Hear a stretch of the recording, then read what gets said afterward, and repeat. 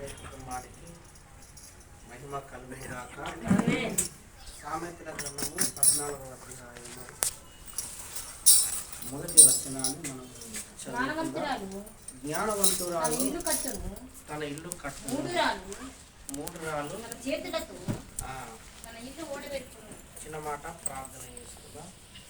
పరిశుద్ధులైన దేవుడా, నీకు వందనాలు. ఈ వర్క్ చేయడానికి అయ్యా ఇంతవరకు సహాయం అనుభవించినందుకే నీకు వందనాలు తండ్రి. కట్టుకున్న మొదలుకొని ఇంతవరకు నీ సన్నిధిని ఇచ్చినందుకే స్తోత్రాలు నాయనా. ఈ వాక్యంలో నుంచి మా అందరితో మాట్లాడి మమ్మల్ని దర్శించండి. మీరు ఒక మాట మాట్లాడితే చాలు నాయనా, ఈ కుటుంబము దీవించబడుతుంది. అయ్యా నీ వాక్యం వర్తించండి. వాక్య ప్రత్యక్షత, వాక్య జ్ఞానము చేత ఉంటుమని ప్రార్థన చేస్తూ యేసయ్య శక్తి కలిగిన నామాన్ని బట్టి ప్రార్థించి అడిగి వేడుకుంటున్నాము తండ్రి. హల్లెలూయా. మనం చదువుకున్నటువంటి ఈ లేఖన మాటలో జ్ఞాని అయినటువంటి సొలొమోను మహారాజు మాట్లాడుతున్న ఒక చక్కని మాట. జ్ఞానవంతురాలు తన ఇల్లు కట్టుకొను. ఇది మామూలు వ్యక్తి కాదు సొలొమోను మహారాజు. అతని మాట వినడానికి ఇతర దేశంలో నుంచి ఒక రాణి వచ్చి, షెబా దేశం నుంచి ఒక రాణి వచ్చి ఈ సొలొమోను మాట్లాడుతున్న మాటలు వినడానికి వచ్చినటువంటి స్త్రీ ఆమె. హల్లెలూయా. అంటే ఇతర దేశంలో నుంచి ఒక రాణి వచ్చి అతను మాట్లాడుతున్న మాటలు మరి వినడానికి వచ్చిందంటే అతను ఎంత జ్ఞానము కలిగిన వాడో ఇక్కడ మనకు అర్థమవుతుంది. హల్లెలూయా. అంత మాత్రమే కాదు, ఈ సొలొమోను దేవుని దగ్గర ఒక ప్రత్యక్షత పొందుకున్నాడు. నాకు దేవుడు ప్రత్యక్షమైతే నాకు జ్ఞానము కావాలని చెప్పేసి దేవుని ఎదుట అడిగినటువంటి వ్యక్తి ఈ సొలొమోను మహారాజు. హల్లెలూయా.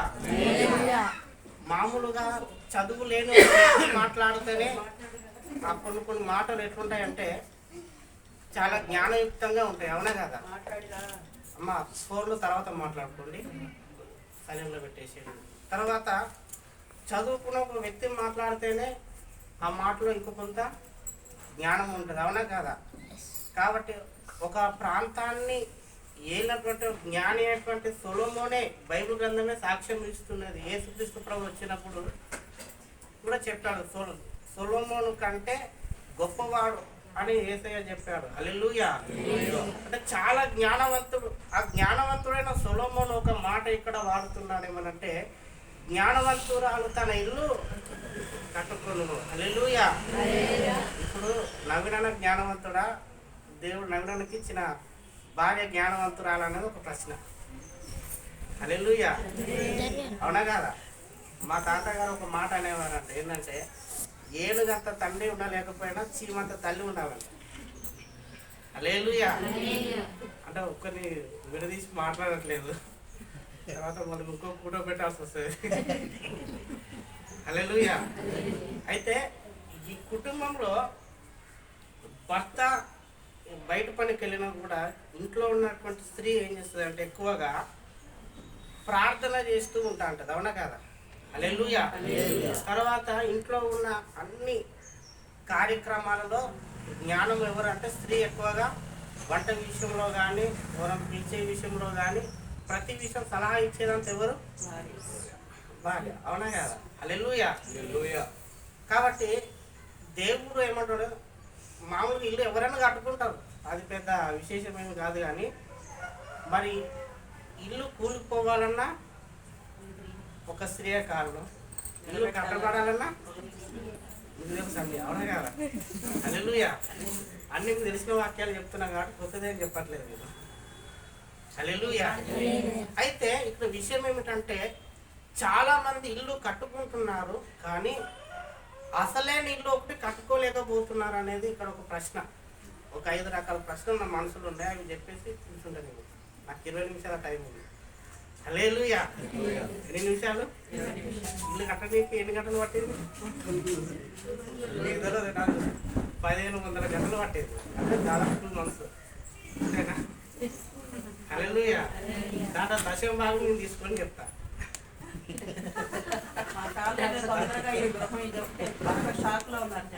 హల్లెలూయా. కాబట్టి దేవుడు కనుక ఒక కార్యం చేశాడనుకో, ఆ కార్యాన్ని తిప్పివేయడం ఎవరి వల్ల కూడా కాదు. హల్లెలూయా. దేవుడు ఒక కార్యం చేస్తే అది ఎట్లుంటుంది, నిజంగా జరిగిందా అనేటట్టుగా ఉంటుంది. కాబట్టి ఈ గృహం కూడా దేవుడు ఎన్నో గొడవల నుంచి బయటికి తీసుకొచ్చి దేవుడి ఈ యొక్క గృహం కట్టుకోవడానికి దేవుడు కృపనిచ్చాడు. హల్లెలూయా. అన్న సాక్ష్యంలో కూడా ఒక చిన్న మాట వాడు ఇక్కడ చాలా పెద్ద మాట అది. ఎందుకంటే మన వదిన గారు సమర్పించుకున్నారు, అవునా కదా? దానికి ఎన్ని లక్షలు వస్తే మనకు తెలియదు, కానీ దేవుడు అంతకు త్రిపులు ఇచ్చాడు. ఇచ్చాడా లేదా? అంతకు అంటే దేవుని కొరకు జ్ఞానము కలిగినటువంటి ఒక స్త్రీ ఒక చిన్న పని చేస్తే చాలు ఏమవుతుంది, దేవుని ఆశీర్వాదం అంత గొప్పగా ఉంటుందని తెలియజేస్తున్నా. హల్లెలూయా. కాబట్టి మీ బంగారాన్ని మీ బీరువాలను ఉంచుకోండి. హల్లెలూయా. ఎందుకంటే మళ్ళా దొంగలు వచ్చి ఎత్తుకోపోకుండా ఉండాలంటే బీరువాలు ఉండాలి కదా. హల్లెలూయా. కొంతమంది 2 రకాలు వేసుకుంటారు, ఒకటేమో 2 దోళ్ళు, ఒకటేమో అసలైన దోళ్ళు. హల్లెలూయా.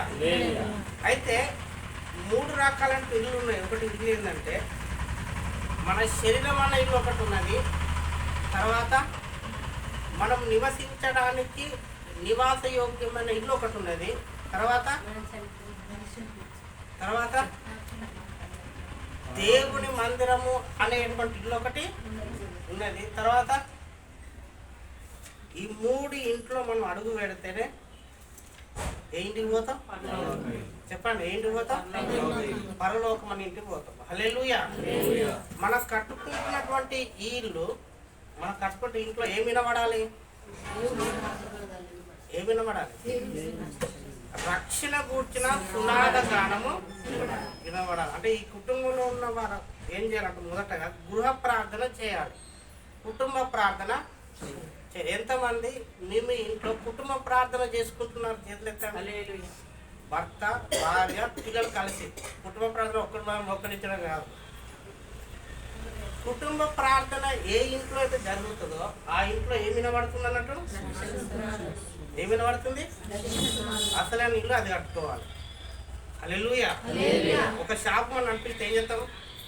మనం ఉంటాం, మన భార్య ఉంటుంది, మన పిల్లలు కూడా ఇన్వాల్వ్ అవుతారు షాప్లో, అవుతారా కదా? మరి దేవుడిచ్చిన ఈ రక్షణను కాపాడుకోవడానికి ఇంట్లో ఏముండాలి? గృహ ప్రార్థన అనేటువంటి ఒక ఇంటిని నువ్వు కట్టుకోవాలి. కట్టుకుంటే నీకేమైందంటే పరలోకంలో నీకేముంటుంది? హల్లెలూయా. ఇది ఒక ప్రశ్న. రెండోదిగా అబ్రహాం ఏం కట్టినప్పుడు గుడారం వేసిందా లేదా? వేసిందా లేదా? అబ్రహాం గుడారం వస్తే ఎవరు వచ్చిండు అబ్రహాం ఇంటికి? వచ్చిందా రాలేదా? ఇప్పుడు అబ్రహాం అప్పుడు ఇంకా స్లాపులు అట్లాంటివి ఏమైనా ఉన్నాయా? ఏం లేవు. అబ్రహాం ఎవరంటావు? అతను ఒక అంబానీ, తెలుసా? అబ్రహాం దగ్గర 300 మంది ఆ కాలంలో పనిచేసేవారు, అవునా కదా? అంటే అబ్రహాం ఇంటికి వచ్చిన దేవుడు మీ ఇంటికి వస్తాడా రాడా? మన ఇంటికి వస్తాడా రాడా? చెప్పరు. అంటే మనం కట్టుకున్న ఇంట్లోకి ఎవరు రావాలి? ఎవరు రావాలి? చాలా మంది ఇల్లును కట్టుకుంటున్నారు కానీ ఇంట్లోకి ఎవరు రావట్లేదంట? దేవుని రానివ్వట్లేదు. దేవుడు వద్దామని ఉన్నాడు, ఇదిగో నేను తలుపు వద్ద నిల్చుండి దేవుడు వద్దామని అడిగి ఉన్నాడు, కానీ ఏమో రావడానికి మీరు ప్రార్థన చేస్తే కదా ఇల్లు వేసే రావడానికి, అవునగా? ఏ కుటుంబం అయితే గృహ ప్రార్థన కుటుంబ ప్రార్థన చేస్తారు ఆ ఇంట్లోకి ఎవరు వస్తారంట? అబ్రహాం ఇంట్లోనికి యేసై వచ్చినట్లుగా దేవుడు మన ఇంటికి కూడా రావడానికి మనమే తలుపు తీస్తున్నామని ఒక అర్థము. హల్లెలూయా. దగ్గరగా చప్పట్లు కొడదాము. హల్లెలూయా. గృహంలోనికి దేవుడే నివాస యోగ్యముగా దిగివచ్చును గాక. అబ్రహాము గుడారములోనికి దిగి వచ్చిన దేవుడు ఈ కుటుంబంలో కూడా ఈ గృహంలో కూడా దేవుడు అడుగు వేయును గాక. ఎప్పుడైతే అబ్రహాము గృహంలోనికి యేసై అడుగు పెట్టిందో ఏమైంది తెలుసా? ఏమైంది? అంతవరకు కూర్చోలేనటువంటి ఒక కొదువ కూర్చోబడింది, అవునగా? తీర్చబడింది. పిల్లలు లేరు అబ్రహాముకి, అనుభవించాల్సినంత ఆస్తి ఉంది కానీ ఎవరు లేరు? ఎవరైనా ఇంటికి రా ఫస్ట్ అడుగు ఫస్ట్ ఏంటిది? ఎంత ఆస్తుంది, ఎంత బంగారు సంపాదించను, ఎన్ని నెలలు అంటే అంటారు ఎవరైనా? అసలైన ఆస్తి కోసం ఏడుస్తున్నాడు అబ్రహాము. దేవుడు ఆ ఇంట్లోకి రాగానే ఏమైంది? అబ్రహాముకున్నటువంటి కొరత.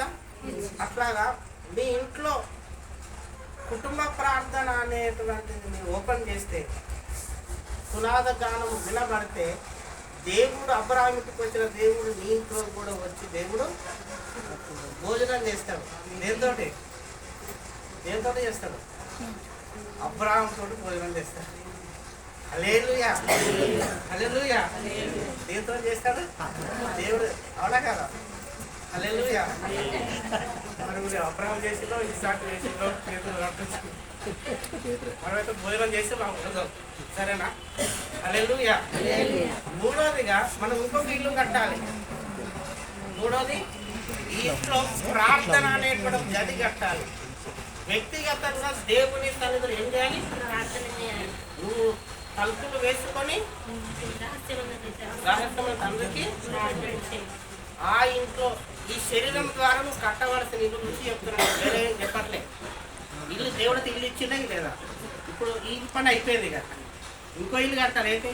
ఈ శరీరం ద్వారా మనము దేవుని కొరకు ఇల్లు కట్టాలి. మనమే ఎవరము చెప్పండి? మనం ఎవరము? ఈ ఆలయములో మనము కుటుంబ ప్రార్థన అనేటువంటి ఇల్లు కట్టుకోవాలి. రక్షణ సునాద గానములో మన ఇల్లు కట్టుకోవాలి. ఏకాంతంగా ప్రార్థన చేయగలిగిన ఒక ఇల్లు కూడా మనం కట్టాలి. హల్లెలూయా. నగరాలు కట్టిందో లేదో ప్రార్థన గది కట్టాలి. ఇందులో హైందవులు ఉంటారు కొంతమంది, వాళ్ళు పూజ గది ఒక సపరేట్ కట్టుకుంటారో కట్టుకోరా. నిజమైన దేవుడు కాని వారికి అంత రోషం ఉంటే, నిజమైన దేవుడు మనకెంత రోషం ఉండాలి? మనం కాకు తక్కువ చదువుకున్నామా? ఎక్కువనే కదా. హల్లెలూయా. మనం కూడా ప్రార్థన చేయడానికి గది మనము కట్టుకోవాలి. ఏమిటంటే ఆ గది ద్వారానే దేవుడు అనేక గదులలోనికి దేవుడు అబ్రహామును దీవించిన వెండి బంగారములు కలిగిన బహు ధనవంతుడుగా దీవించిన కారణం ఏంటంటే తెలుసా? అబ్రహాము దేవుని కొరకే ఒక గది కట్టుకున్నాడు కాబట్టి. విగ్రహ చప్పట్లు కూడా చాలా మంది నివాస యోగ్యమైన ఇల్లు చాలా కట్టుకుంటున్నారు, కానీ దేవునికి అవసరమైన ఏకాంత గదిని చాలా మంది కట్టుకోలేక పోతున్నారు. కాబట్టి దేవుడు ఇవ్వాల్సిన మేలు ఎక్కడి నుంచి వస్తాయి? స్టార్టింగ్ ప్రార్థన వలనే కదా. పరలోకమందు మన ఫలం ఎక్కడి నుంచి రావాలి?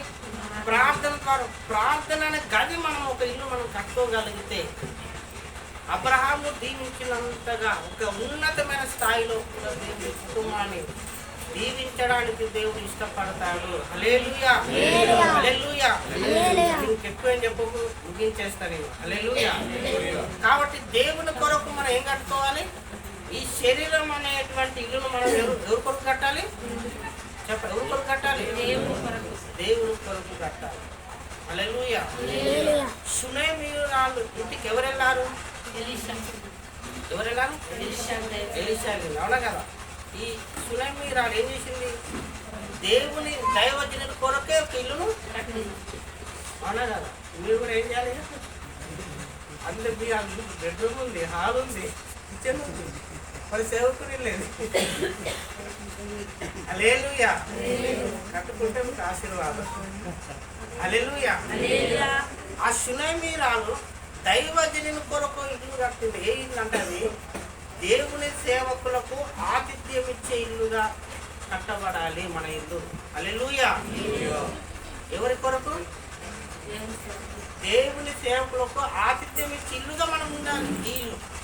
హల్లెలూయా. సారేపాతు ద్వారా ఇంటికి ఎలీషా వెళ్ళాడా లేదా? వెళ్ళాడా లేదా? వెళ్ళినప్పుడు ఏమైంది?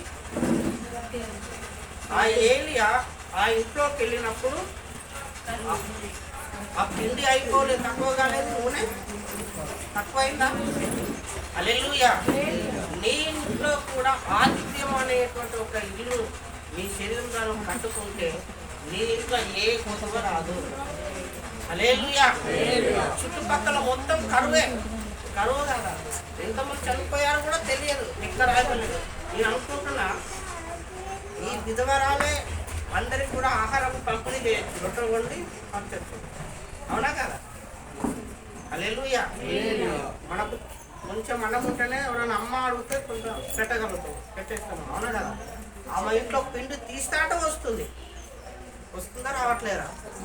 నూనె తీస్తా అంటే ఎన్ని క్వింటాల నూనెను, ఎన్ని క్వింటాల పిండి వస్తూనే ఉన్నది. కారణం ఏమిటంటే ఆమె ఆతిథ్యము అనేటువంటి ఇల్లు కట్టుకుంది కాబట్టి. హల్లెలూయా. ఇప్పుడున్న పిల్లలకు ఆతిథ్యం అనేది తెలియదు. ఆ నీళ్ళు అంటే వాడు ఇంటనే ఉన్నాడు, ఛాయ్ తీసుకురా అంటే ఇప్పుడు విన్నాడు. అవునా ఇంటన్నా? ఇప్పుడు జనరేషన్ పని అనేది వాళ్ళకి అర్థమవుతుందో వాళ్ళకి తెలియదు, చేయట్లేదు. హల్లెలూయా. కాబట్టి ఆతిథ్యము అనేటువంటి ఇల్లు ఎవరైతే ఏ కుటుంబం అయితే కట్టుకుంటుందో ఆ కుటుంబంలో దేవుడు ఏ కుదువ రానియకుండా దేవుడు చూస్తాడు. హల్లెలూయా. హల్లెలూయా. నేను దేని గురించి మాట్లాడుతున్నా? ఈ శరీరం అనే ఇల్లు గురించి మాట్లాడుతున్నా. హల్లెలూయా. ఈ శరీరం అన్నింటికి ఏముండాలి? ఇంట్లో కుటుంబ ప్రార్థన ఉంది. అందరూ చెప్పండి, ఏముండాలి? రెండోది ఏకాంత ప్రార్థన, మూడోది ఆతిథ్యం ఇచ్చే ఇల్లు. ఇంకా ఇప్పుడు చెప్తే కదా తెలుసు. హల్లెలూయా. ఇవి సరిపోతాయి అంటనా? కాబట్టి ఇంకొక ఇల్లు మనం కట్టుకోవాలి. ఏమిటా ఇల్లు? ఈ శరీరం అనే ఇల్లు కట్టుకున్నట్టు మనము నివాస యోగ్యంగా ఇల్లు కట్టుకున్నటువంటి మనము ఈ శరీరం అనేటువంటి ఇల్లును కూడా మనము కట్టుకోవాలి. హల్లెలూయా. ఇంకోటి ఏంటంటే ఈ శరీరంలో దేవుడికి ఇష్టం లేనివి ఏంటిదో తెలుసుకొని వాటిని మనము వదిలివేస్తూ ఉండాలి. హల్లెలూయా. ప్రతిరోజు ఇక్కడ ఎంతమంది స్నానం చేస్తారు? ఎంత మంచి ఒక్కరు కూడా జుమ్మ లేరా? హల్లెలూయా. అంటే ఈ శరీరమే ప్రతిరోజు స్నానం మనం చేస్తాం. అవసరమైతే వేసవి కాలంలో 2 సార్లు 3 సార్లు కూడా చేస్తారు మహానుభావులు. వారికి వందనాలు. మంచిదే. అంటే ఈ శరీరం స్నానం చేయకపోతే దుర్వాసన అనేది ఎట్లా వస్తుందో ఈ శరీరం అనేటువంటి ఈ యొక్క ఇంటికి కూడా వాక్యం అనేటువంటి ఉదక స్నానం మనం చేయించాలి. హల్లెలూయా. అంటే దేవుని వాక్యంతో మనలో ఉన్న పాపాలన్నీ ప్రతిరోజు మనం కడుక్కుంటూనే ఉండాలి. అర్థమవుతుందా? ప్రతిరోజు వాక్యము. ఇక్కడ ఎంతమంది వాక్యం చదువుతున్నారో చేతులు ఎత్తండి. హల్లెలూయా. యెహోవా ధర్మశాస్త్రమును దివారాత్రమును ధ్యానించువారు వారే ధన్యులు. హల్లెలూయా. మా కొద్దయ్యా ధన్యత. హల్లెలూయా. కాబట్టి దేవుని వాక్యాన్ని ధ్యానించాలి. అప్పుడే నీ ఇల్లు ఏమవుతుంది అంటే నువ్వు స్నానము చేసిన వాడితో సమానము.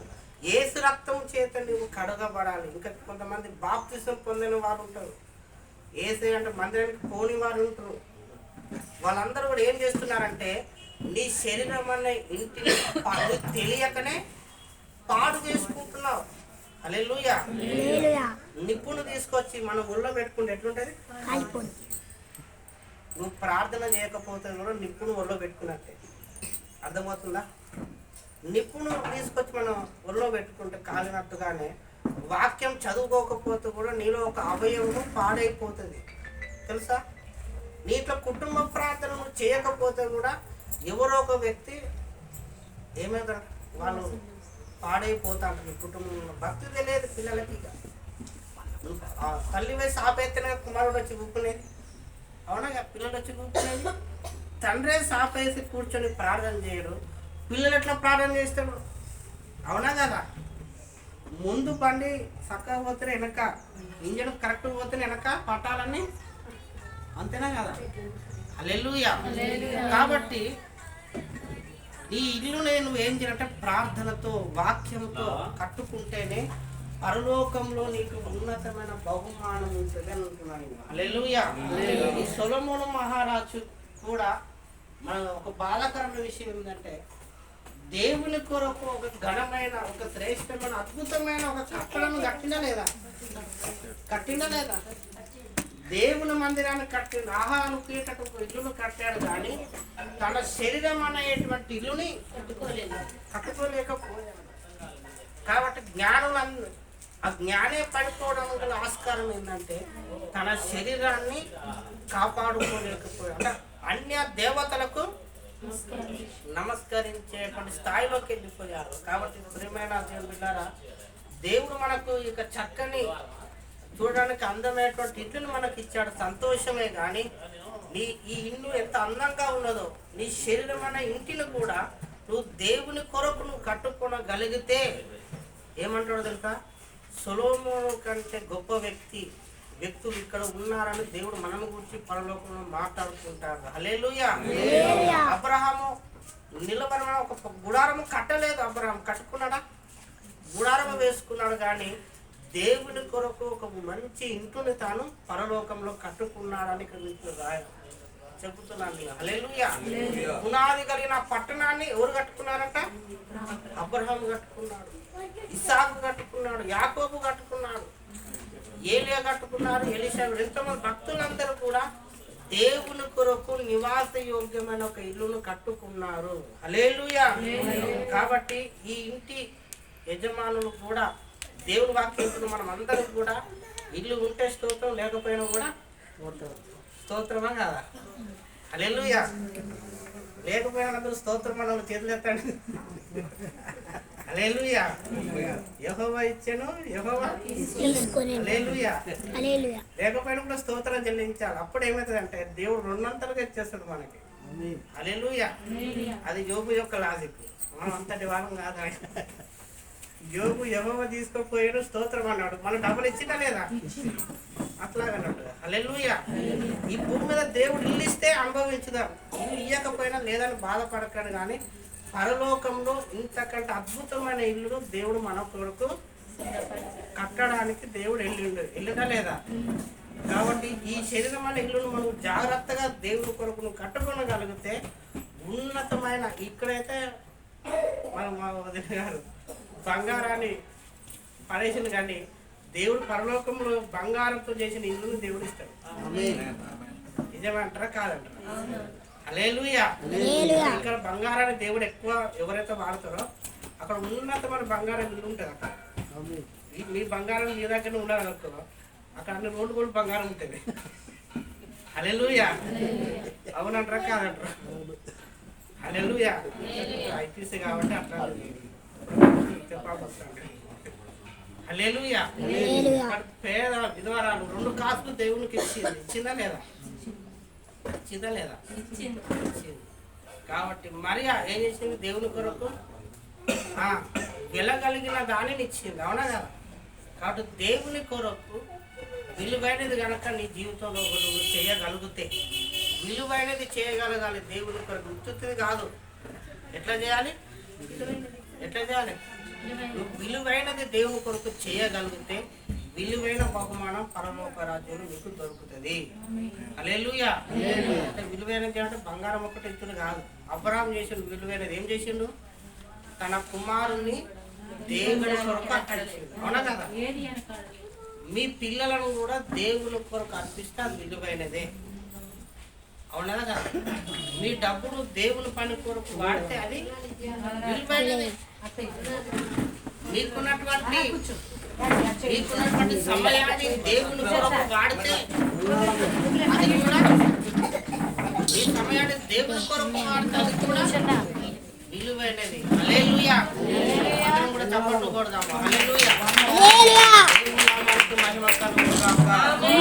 కాబట్టి జ్ఞానవంతులుగా క్రీస్తు సంఘ కన్యకగా తయారుగా పోతున్న మనమందరము కూడా సంఘ కన్యకకు ఉండవలసిన ఒక లక్షణం ఏంటంటే జ్ఞానముతో మన ఇంటిని మనం కట్టుకోవాలి. హల్లెలూయా. అట్లా జ్ఞానంతో ఇల్లు కట్టుకుంటే మనకి ఏమిటి? పరలోకంలో ఒక ఉన్నతమైన బహుమానం మనకు దొరుకుతుంది.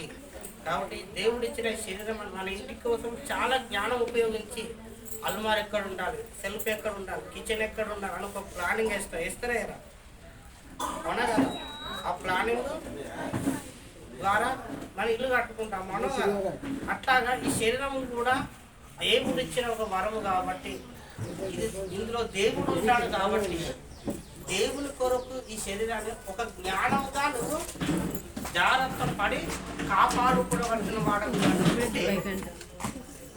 నీకు పరలోకంలో ఆ ఇంటిలో ఉన్నతమైన బహుమానాలు నీ కొరకు ఇస్తాయి. హల్లెలూయా. కాబట్టి జ్ఞానం కలిగిన వారముగా దేవుని కొరకు అలాంటి ఇల్లును మనం కట్టుకుందాం. అలాంటి కృప ఆశీర్వాదం దేవుడు మనకందరికీ అనుగ్రహించునుగాక. కొన్ని మాటలను దేవుడు దీవించునుగాక. ఘనమైన దేవునికి గట్టిగా అందరు కూడా స్తోత్రాలు చెప్దాం.